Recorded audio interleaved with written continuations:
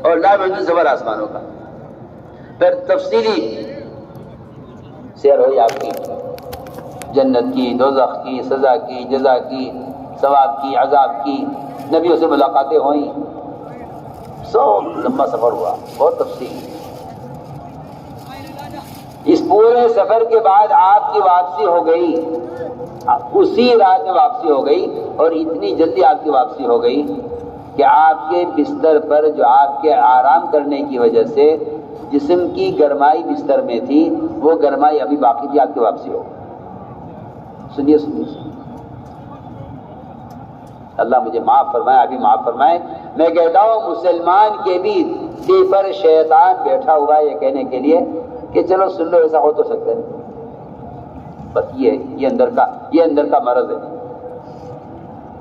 سنیے آپ، ایک آدمی سردی کے زمانے میں بستر سے اٹھ کر جائے تو بستر گرم ہو رہا ہے اس کا، اور واپس آج کتنی دیر تک گرمائی باقی رہے گی؟ بتائیے کیا خیال ہے آپ تجربہ کر کے دیکھ لو اس کو.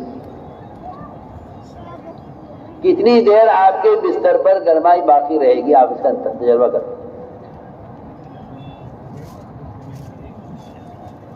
آپ صلی اللہ علیہ وسلم کا 1 مہینے کا سفر زمین کا، بیت اللہ سے بیت المقدس، وہاں سے آسمانوں کا سفر،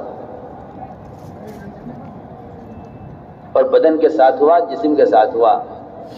جو کہتا ہے کہ خواب تھا وہ بیوقوف ہے، وہ جاہل ہے.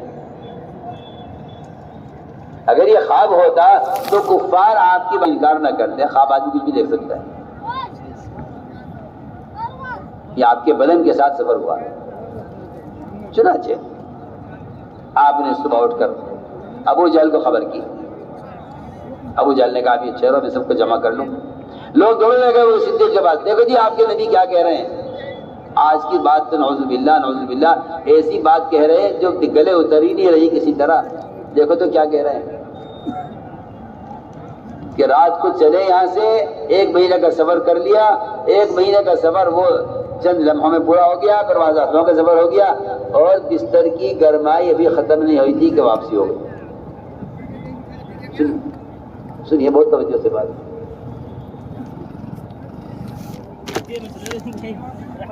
لوگ دوڑے گئے اس صدیق کے پاس، جا کر کہا کہ اے ابو بکر دیکھو تو یہ کیا کہہ رہے تمہارے ساتھی. انہوں نے سن کر کہا ارے یہ تو بہت معمولی بات ہے، تم کیا بات لے کر آئے ہو؟ کوئی اس سے بڑی بات ہوتی تو مجھ سے بھی مان لیتی. یہ تو بہت معمولی بات ہے کہ آپ کا سفر 1 رات میں بیت المقدس کا آسمانوں کا ہو گیا، کوئی تعجب کی بات نہیں.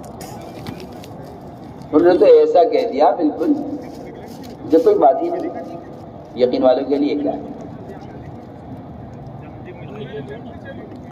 اب سنیے آگے. اللہ تعالیٰ نبی کی بات کی تصدیق کافر سے کراتے ہیں. اگر نبی کی بات کی تصدیق مومن کر رہا ہے تو وہ کمال نہیں ہے. مزہ اس میں ہے کہ انہی کا جوتا انہی کا سر. میں آپ کو بہت اہم بات کرتا ہوں. جب آپ نے خبر دی تو کفار نے آپ صلی اللہ علیہ وسلم کو گھیر لیا حتیم میں، اور یہ سوال کیا کہ اے محمد، اگر آپ سچ کہتے ہیں کہ آپ یہاں سے بیت المقدس گئے ہیں تو آپ بیت المقدس کے در و دیوار، کھڑکیاں، ستون وتون کتنے ہیں اس کا سارا نقشہ بیان کیجیے. ظاہر بات ہے اس زمانے میں لوگوں کی طرح تھوڑی تھے آپ کہ مسجدوں میں گھومنے کے لیے جاویں، مسجدوں کو دیکھنے کے لیے جاویں. اب تو آپ دیکھ لیجیے، آپ اس زمانے میں مسلمان کو مسجد کا شوق ہے، نماز کا شوق نہیں ہے. جی آپ دیکھ لیجیے، ان بادشاہوں نے مسجدیں بنائی ہیں شوق میں. آج وہ مسجدیں بند پڑی ہوئی ہیں، ویران پڑی ہوئی ہیں، آپ نماز نہیں پڑھ سکتے کیونکہ نماز کے لیے مسجد بنی نہیں. مسجد بنا دی گئی ہے اسلام کی شان و شوکت کے لیے. آج آپ دیکھ لیجیے.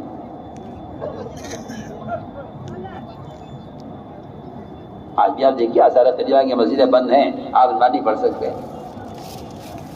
کیونکہ وہ جاتے ہیں لوگ مسجدوں میں گھومنے کے لیے، مسجدوں کو کہ در و دیوار اور وہاں کے پتھر اور وہاں کے دروازے، وہاں کے لکڑی، وہاں کے سامان دیکھنے کے لیے. بلکہ قیامت کی نشانیوں میں سے فرمایا اس کو کہ مسجدوں کو مزین کیا جائے گا. چنانچہ آپ صلی اللہ علیہ وسلم سے سوال کیا گیا، آپ کو کیا معلوم؟ آپ گئے مسجد میں نماز پڑھ کے آ گئے. جب آپ سے سوال ہوا تو آپ پریشان ہو گئے بہت کہ میں نے کیا جواب دوں؟ مجھے بتلا رہے ہیں کہ اگر آپ ایک رات میں آپ یہاں سے بیت المقدس چلے بھی گئے، واپس بھی آ گئے، آسمان کا سفر بھی ہو گیا، تو اللہ تعالیٰ نے بیت المقدس کو آپ کے سامنے پیش کر دیا. آپ ایک ایک چیز دیکھ دیکھ کے بتاتے تھے، ایک ایک چیز دیکھ کے بتاتے، دیکھو یہ دروازے ہیں، اتنی کھڑکیاں ہیں، اتنے ستون ہیں، اتنی دیواریں ہیں. اور جو لوگ وہاں گئے ہوئے تھے نے کہا بالکل سچ کہہ رہے ہیں، اسی طرح ہے. مگر جس کے مقدر میں ایمان لانا ہوتا ہے وہ نبی کو سچا کہہ کر مسلمان ہو جاتا ہے، جس کے مقدر میں ایمان لانا نہیں ہوتا وہ نبی کو ساحر و جادوگر کہہ کے انکار کر دیتا ہے کہ جس جادو ہے. سنیے کیا ہوا. اس لیے کہ جب حق بات کہی جاتی ہے، جب حق بات کہی جاتی ہے تو جن کے دلوں سے حق بات دل کے دل میں اترتی نہیں ہے وہ صحیح بات کو لے کر غلط لوگوں کے پاس جاتے ہیں. جی ہاں، تاکہ سب بتلائیں آپ کو. آپ صلی اللہ علیہ وسلم بڑے پریشان تھے اس بارے میں کہ کفار آپ صلی اللہ علیہ وسلم کی مخالفت میں ملکوں کے سفر کریں. آپ کو اس کا فکر تھا کہ اگر یہ ملکوں میں جا کر میری بات کو چھٹلائیں گے تو لوگ میرے پاس آئیں گے نہیں اور میری بات سنیں گے نہیں. اللہ نے فرمایا نبی جی آپ اس بارے میں پریشان نہ ہوں اور آپ کے پاس حکم نہ ڈالے کہ یہ کفار ملکوں میں جا کر آپ کی بات کا انکار کر رہے ہیں.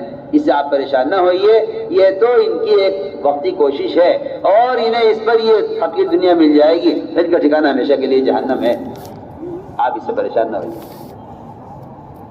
سنیے سنیے، ابو سفیان انہوں نے اس کے لیے سفر کیا. بہت مزے کا قصہ ہے.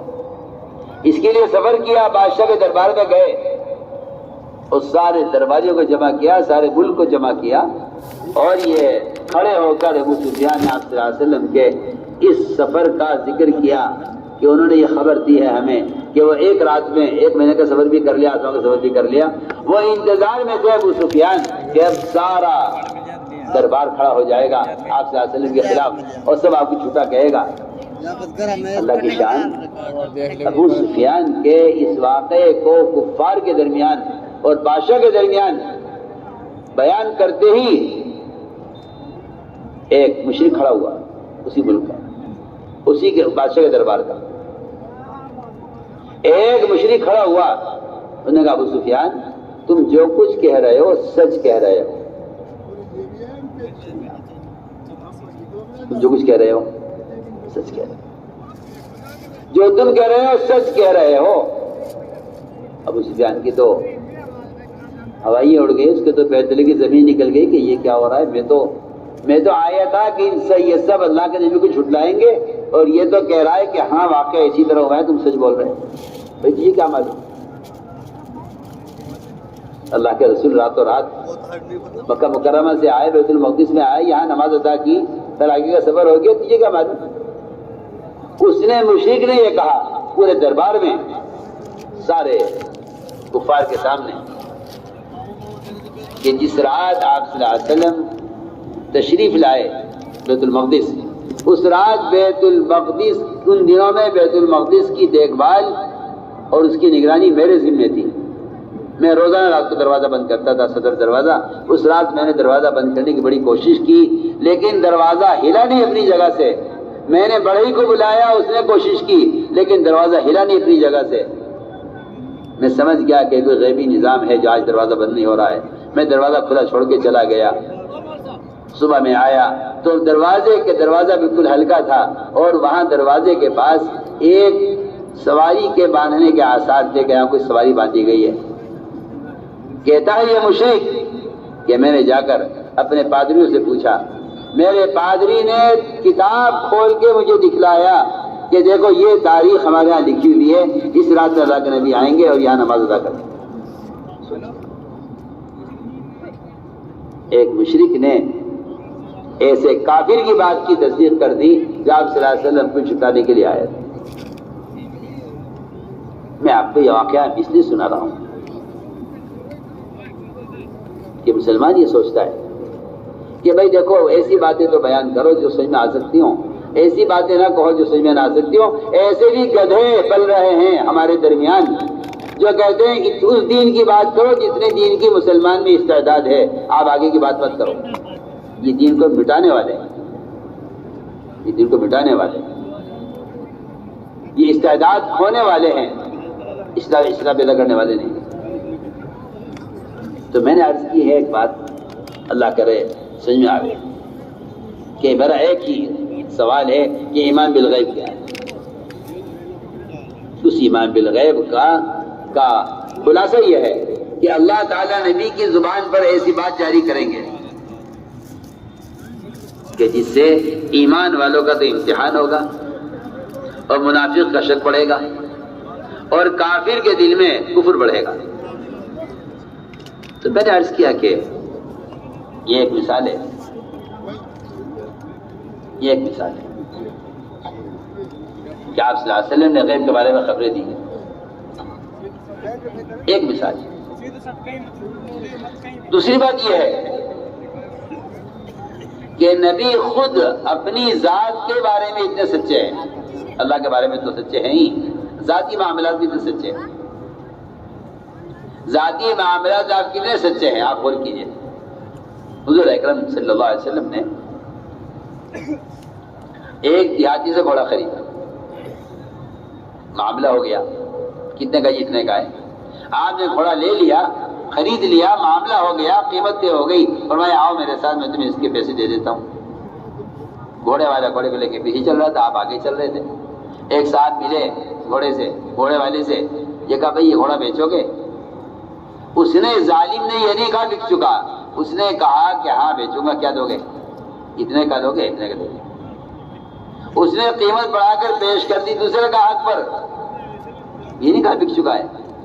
جب دیکھا اس گھوڑے والے نے کہ پیسے زیادہ مل رہے ہیں تو آواز گئے محمد صلی اللہ علیہ وسلم آپ گھوڑا خریدیں گے؟ ان کو بھیج دو. فرمایا میں تو گھوڑا خرید چکا ہوں، میرا تمہارا معاملہ ہو چکا ہے. وہ اپنی بات سے پھر گیا، کہنے لگا نہیں جی میں نے آپ کو نہیں بیچا، آپ ہمارے میں خرید چکا ہوں. میں نے آپ کو بیچا ہی نہیں ہے. یہاں تک اس نے قسم کھا لی اور یہ بھی کہہ دیا اس نے کہ اگر آپ نے خریدا ہے مجھ سے، کوئی معاملہ ہمارا آپ کا ہوا ہے تو آپ گواہ لائیے، کوئی گواہی دے. اسے معلوم ہے گواہ کوئی تھا نہیں، گواہ کوئی ہوگا نہیں، یہ گواہ لا نہیں سکیں گے. وہ اسے کیا معلوم کہ یہاں محمد صلی اللہ علیہ وسلم کی بات کی تصدیق لوگ کیسی آنکھ بند کر آپ کی بات کو مانتے ہیں. اس نے کہا کہ اس نے کہا گواہ لائی. ادھر سے ایک صحابی گزر رہے تھے، حضرت امین ثابت. انہوں نے دیکھا کہ گھوڑا والا آپ سے گواہی مانگ رہا ہے. میں تو شروع سے کہہ رہا ہوں یہ بات کہ نبی سے گواہی طلب کرنا کفر ہے کہ نبی سے گواہی طلب کرنا نبی کو جھوٹا کہنا ہے. سیدھی بات.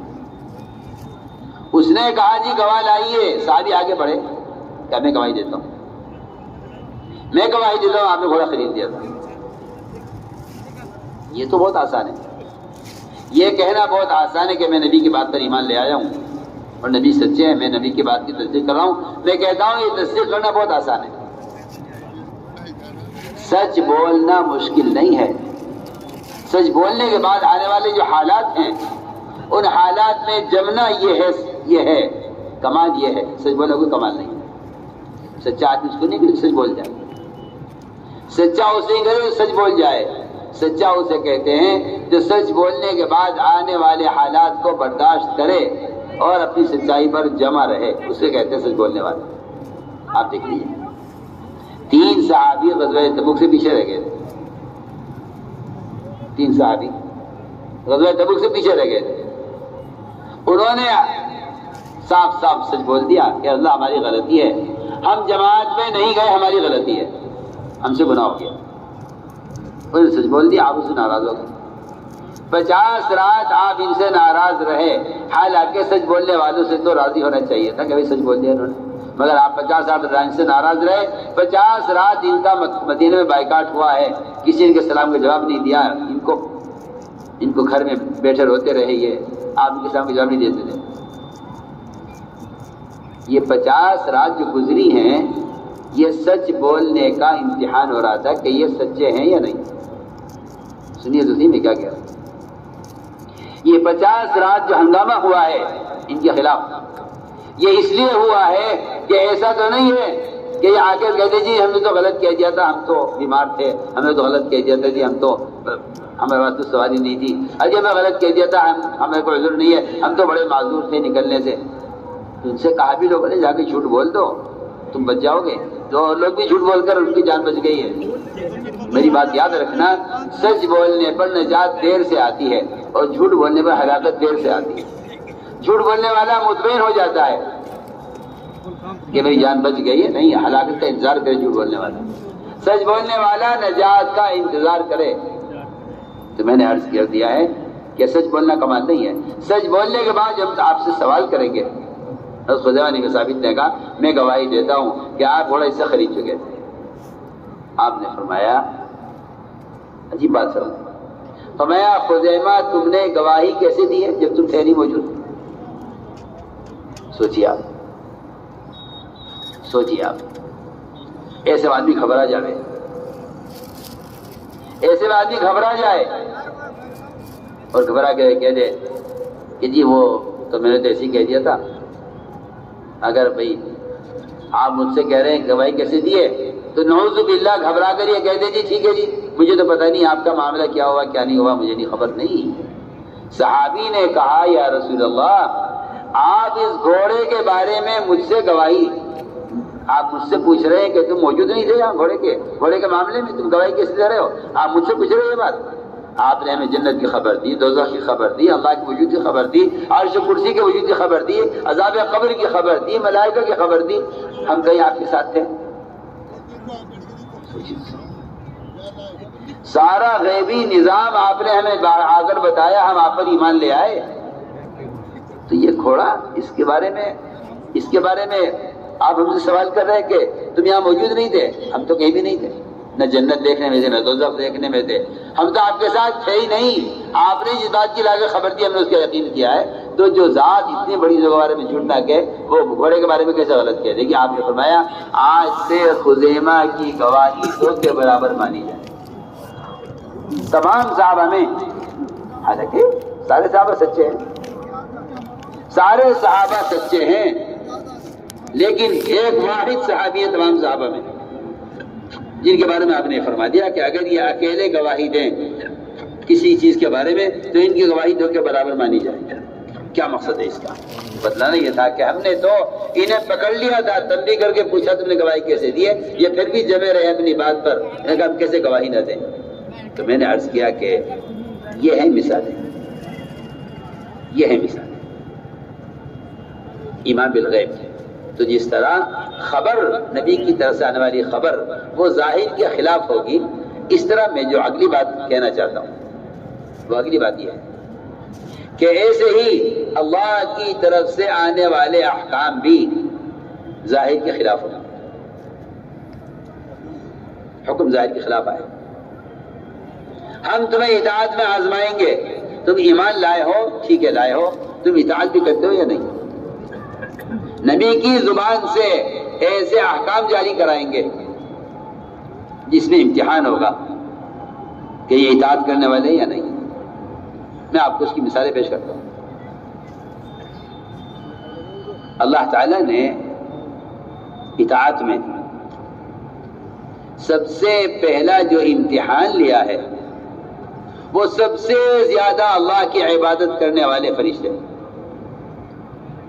سنیے آپ توجہ سے سنیے بات، کون؟ فرشتے، جن کے بارے میں فرمایا ہے اللہ نے کہ وہ کسی بات کی آپ کے حکم نافرمانی نہیں کرتے، ہر حکم پورا کرتے ہیں، یہ ان کی صفت ہے۔ دیکھو میری بات توجہ سے سنو، ایک آدمی عمل کرتا رہتا ہے، نماز کا پابند ہے، روزے کا پابند ہے، زکوٰۃ کا پابند ہے، حج کا کیا ہوا ہے، کاروبار ماشاءاللہ بہت شریعت سنت کے مطابق زندگی گزار رہا ہے۔ میں کہتا ہوں ایک بات کہ عبادت پر جمے رہنا یہ کوئی استقامت نہیں ہے۔ استقامت کیا ہے؟ استقامت یہ ہے کہ اگر اچانک ہم کوئی نیا حکم لے آئے تو تم اسے پورا کرتے ہو یا نہیں کرتے؟ میری بات بہت دھیان سے سنیں سب نائے پرانے. اچانک حکم لے آئے. آپ یہ نہ کہیں کہ بھئی میں تو یہ کر رہا ہوں نا، آپ مجھے بس یہ کرنے دیں، آپ مجھے نیا حکم مجھے نہ دیں. آپ سنیے میری بات توجہ سے بہت. ہر آدمی اپنے لیے دین کے احکام اس طرح چھانٹ لیتا ہے جس طرح صبح منڈی جانے والا آدمی اپنے لیے کچھ پھل چھانٹ لیتا ہے، سبزی چھانٹ لیتا ہے، یہ چھانٹ لیتا ہے، مجھے یہ چاہیے، یہ چاہیے، یہ نہیں چاہیے، یہ چاہیے، یہ نہیں چاہیے، یہ اس کی مجھے ضرورت نہیں ہے، مجھے نہیں چاہیے، یہ چاہیے. میں آپ سے کہنا چاہتا ہوں اس زمانے میں مسلمان کا اسلام کے ساتھ یہ معاملہ ہے کہ آپ اپنی خواہش کا دین دیکھ لیجئے، کیا چیز آپ کو اس میں سے پسند ہے، کیا پسند نہیں ہے، آپ اپنے حساب سے اپنے حساب سے آپ اسلام کے احکامات چھانٹ لیجئے اس میں سے اپنے لیے. یہ مسلمان نے اسلام کے ساتھ یہ معاملہ کیا ہوگا. میں کہنا چاہتا ہوں کوئی بات. آپ ایک معمول پر چل رہے ہیں، اچانک اللہ تعالیٰ ایک ایسا حکم لے آئیں گے یہ دیکھنے کے لیے کہ اس کو استقامت ہے یا نہیں. کیونکہ استقامت میری علماء سے میں کہہ رہا ہوں، استقامت مداومت کو نہیں کہتے. استقامت مداومت کو نہیں کہتے. آپ ایک کام پر جمے ہوئے ہیں، یہ استقامت نہیں ہے. سنیے بات، میری بات توجہ سے. آپ ایک کام پر جمے ہوئے ہیں، یہ استقامت نہیں ہے. ایک آدمی تجارت حلال کرتا ہے استقامت کے ساتھ، زکوٰۃ نہیں دیتا، آپ کہیں گے استقامت ہے. ایک آدمی نماز کبھی نہیں چھوڑتا، زکوٰۃ نہیں دیتا، آپ کہیں گے استقامت ہے نماز پڑھ کے؟ نہیں، آپ کہیں گے کہ اس کو دین پر استقامت نہیں ہے، کیونکہ استقامت پورے دین پر چلنے کو کہتے ہیں. سنیے میں کیا کہہ رہا ہوں. استقامت کہتے ہیں پورے دین پر چلنے کو. اگر آپ حالات کے اعتبار سے اپنے لیے دین کے کچھ احکام چھانٹ لیں تو اسے کچھ استقامت نہیں کہتے. میں عرض کرتا ہوں، میں اس کی مثال بیان کر رہا تھا. ملائکہ اللہ کی عبادت میں، آسمان وزن کی وجہ سے اس طرح چرچراتا ہے جس طرح آپ چارپائی میں کوئی وزن رکھیں تو چارپائی کے پائے ان کی پٹی میں سے آواز آتی ہے، اس طرح آسمان چرچراتا ہے.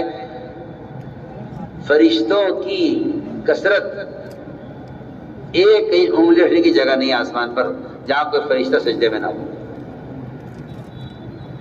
اور ایسا نہیں ہے کہ آج کل سے کر رہے ہیں، ہزاروں سال اللہ کے علم ہے کب اللہ ان کو پیدا کیا تھا. ان کی تعداد کا کوئی اندازہ نہیں کر سکتا.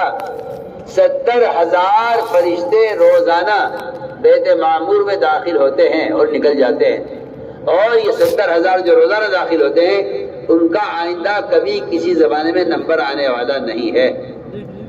یہ تعداد فرشتوں کی بتائی گئی.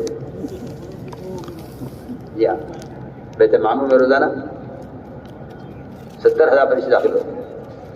جو ایک مرتبہ داخل ہو گیا اس کا کبھی بھی دوبارہ نمبر نہیں آ سکے گا، اتنی تعداد فرشتوں کی. سوچیے آپ، یہ فرشتے اللہ تعالیٰ کی عبادت کرتے تھے.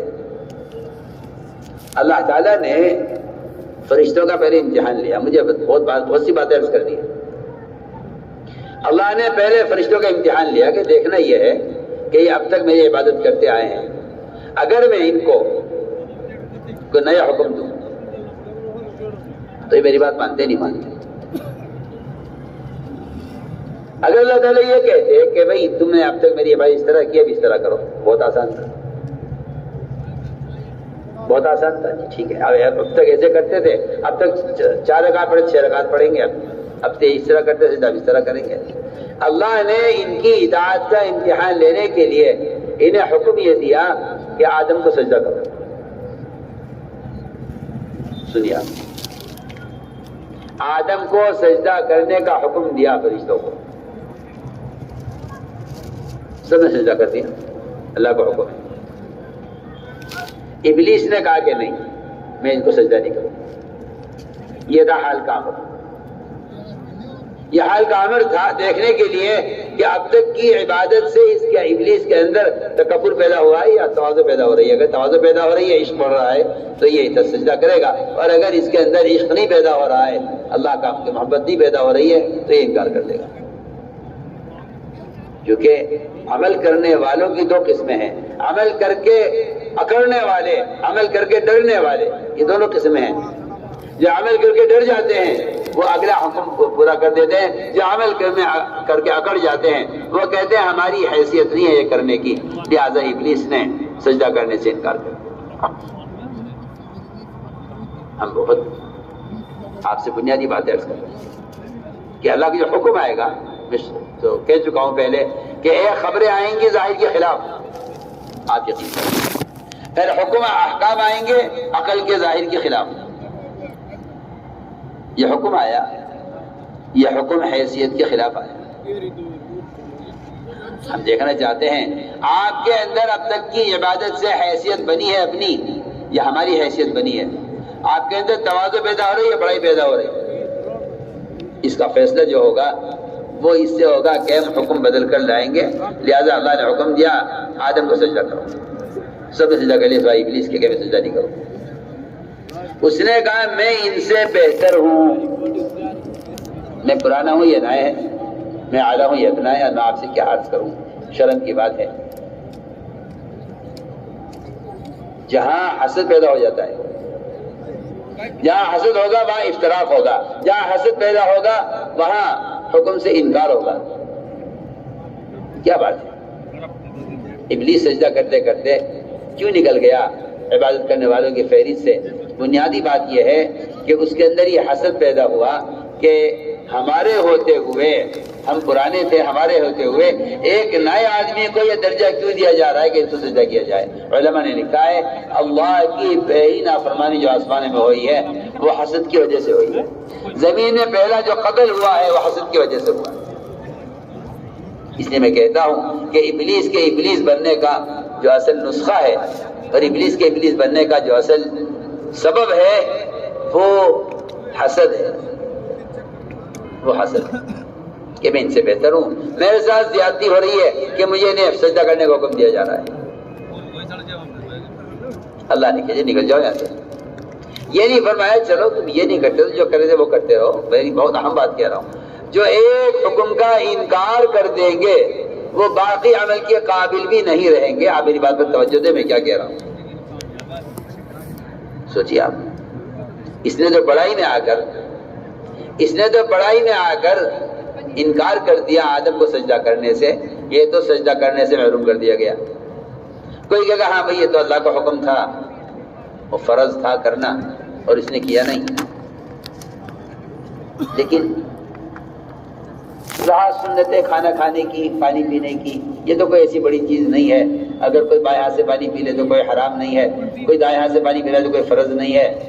اگر کسی نے سنت کے انکار کر دیا تو یہ کوئی ایسی بڑی بات نہیں. میں کہتا ہوں آپ سے حدیث کے الفاظ وہی ہیں جو قرآن کے الفاظ ہیں. سنت کا وہ درجہ ہے جو اللہ کے حکم کا درجہ ابلیس کے لیے تھا، وہی حکم کا درجہ نبی کا اس شخص کے لیے ہے جس نے بائیں ہاتھ سے لقمہ لیا. آپ ساتھ میں دائیں ہاتھ سے کھاؤ. اس نے تکبر کے ساتھ کہا کہ میرا دائیں ہاتھ اٹھتا نہیں ہے، جس طرح ابلیس نے کہہ دیا تکبر کے ساتھ کہ میری کمر ایک لیے نہیں جھک سکتی ہے، مجھے عذر ہے. سنیے میں کیا کہہ رہا ہوں، میں کیا بول رہا ہوں، آپ میری بات پر توجہ دیں. میری کمر ان کے سامنے جھکنے سے معذور ہے، فرمایا نکل جاؤ یہاں سے. یہاں بائیں ہاتھ سے لقمہ لینا حرام نہیں ہے، مگر ایک بائیں ہاتھ کا لقمہ لیا. آپ تو دیکھ لیجیے، آپ اپنی شادیاں دیکھ لیجیے، اب آپ اپنا میوات والے اپنا دیکھ لیں، اپنا معاشرہ دیکھ لیں. اگر یہ غیروں کے ساتھ شادی میں شریک ہیں تو یہ محمد صلی اللہ علیہ وسلم کو اذیتیں پہنچاتے ہیں. اللہ کی قسم اذیتیں پہنچاتے ہیں. پینٹ پہننے والے اللہ کے نبی کو ہر آن تکلیف پہنچا رہے ہیں.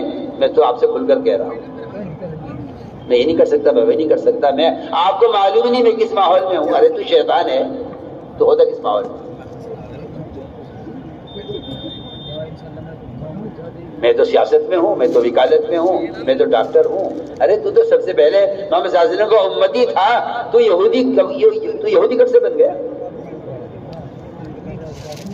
عجیب عجیب خیال ہے لوگوں کا. میں آپ سے بڑی کام کی بات کہہ رہا ہوں. آپ یہ مت سمجھیے کہ وہ تو اللہ کا حکم تھا آدم کو سجدہ کرنے کا، ابلیس کے لیے اس نے انکار کر دیا، اس لیے ابلیس محروم ہو گیا. نہیں، آپ سنیے کان کھول کر. یہاں اس نے بھی تکبر کی وجہ سے انکار کر دیا. وہاں ابلیس نے کہا میری کمر جھک نہیں سکتی. آدم کو سجدہ کرنا میری کمر جھک نہیں سکتی، میں اس سے معذور ہوں. اس نے عذر پیش کیا، اللہ خیر میں یہ عذر ہے. ادھر اس کھانا کھانے والے نے بائیں ہاتھ سے لقمہ لے رہا تھا اور میں دائیں سے کھاؤ. اس نے یہ کہہ دیا تکبر کے ساتھ کہ میرا دائیں ہاتھ اٹھتا نہیں ہے، میرا دائیں ہاتھ. تو لوگوں کی عادت ہے عام طور سے کہ جب کسی شخص کو کسی کام سے روکا جاتا ہے تو وہ فوراً عذر پیش کر دیتا ہے، جی میں تو یہ اس لیے کر رہا ہوں کہ میں معذور ہوں. اس لیے وہ بیچارہ ٹوکنے والا خاموش ہو جاتا ہے. ٹوکنے والے کو خاموش کرنے کے لیے لوگ کوئی عذر پیش کر دیتے ہیں. جی ہاں، لوگ عذر پیش کرتے ہیں. آپ کسی آپ کے آپ داڑھی رکھ لیجیے، آپ سنت ہے، اس کا کاٹنا حرام ہے. شراب پینے زنا کرنے سے بڑا گناہ داڑھی کاٹنا ہے، آپ کو معلوم ہونا چاہیے. شراب پینے زنا کرنے سے زیادہ بڑا گناہ داڑھی کاٹنا ہے. آپ سے اگر کوئی کہتا ہے تو آپ عذر پیش کر دیتے ہیں، یہ جی آپ کو معلوم نہیں میں کون ہوں. ہم نے تو آپ سے بات کی تھی کہ آپ محمد صلی اللہ علیہ وسلم کے امتی ہوں گے. آپ تو نبی کے امتی ہوتے ہوئے یہ کریں نہیں میں تو کچھ اور ہوں، میں آپ کو بولیں میں کون ہوں. سوچیے میں کیا بول رہا ہوں. تو لوگوں کی عادت ہے یہ کہ جب انہیں کسی سنت کی طرف متوجہ کیا جاتا ہے تو وہ سامنے والے کو خاموش کرنے کے لیے عذر پیش کر دیتے ہیں. یہ عادت ہے لوگوں کی، بجائے بات کو قبول کرنے کے عذر پیش کر دیتے ہیں. تو میں دو باتیں کہہ رہا ہوں بنیادی. ابلیس نے سجدہ کرنے سے اس کی کمر معذور ہو گئی. اس نے کہا جی مجھے عذر ہے، نہ لگ رہا ہے. یہاں اس لقمہ لینے والے نے کہا جی میرا ہاتھ دائیں ہاتھ اٹھتا نہیں ہے، اس لیے میں بائیں سے کھا رہا ہوں. جھوٹ بول رہا تھا. آپ نے بددعا دی، فرمایا اللہ کرے تیرا ہاتھ کبھی نہ اٹھے. اس کا ہاتھ نہیں شل ہو گیا، اس کا ہاتھ آج کے بعد کبھی اٹھا ہی نہیں. سوچیے وہاں ابلیس سجدے سے محروم ہو گیا ہمیشہ کے لیے، یہاں بائیں ہاتھ سے محروم ہو گیا. یہ آپ بتائیے یہ کھانا دائیں ہاتھ سے لقمہ کھانا سنت تھا، وہاں اللہ کا حکم آدم کو سجدہ کرنے. میں نے ایک آپ کو مثال پیش کی،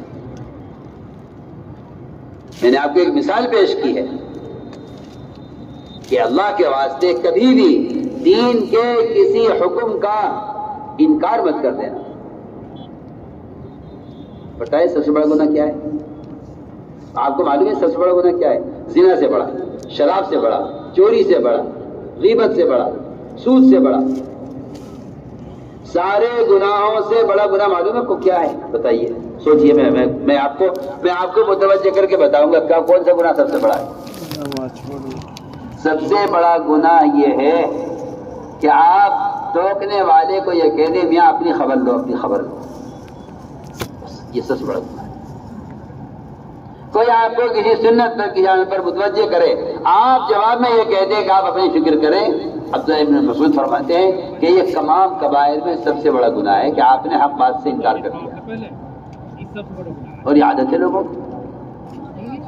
کوئی آپ کو نماز کو کہے، کوئی آپ کو سنت کے لیے کہے، کوئی آپ کو شرعی لباس سے متوجہ کرے، آپ کہتے ہیں ابھی آپ اپنا فکر کیجئے. اگر آپ نے کسی کو یہ کہہ دیا کہ آپ اپنا فکر کریں تو آپ نے حق بات کا انکار کر دیا ہے، اور یہ تمام گناہوں میں سب سے بڑا گناہ ہے. اسی لیے جو لوگ دعوت کو قبول نہیں کرتے وہ دین سے محروم ہو جاتے ہیں، کیونکہ دعوت کا انکار کر دینا تکبر ہے، اور تکبر کا اختیار کرنے والے آدمی کو دین سے محروم کر دیا جاتا ہے. میں نے ایک مثال دی کہ اللہ نے پہلا امتحان لیا ہے ملائکہ کا. وہ کامیاب ہو گئے امتحان میں، ابلیس فیل ہو گیا. آگے چلیے. اسی طرح اللہ تعالیٰ اطاعت کا امتحان انبیاء کا لیتے ہیں.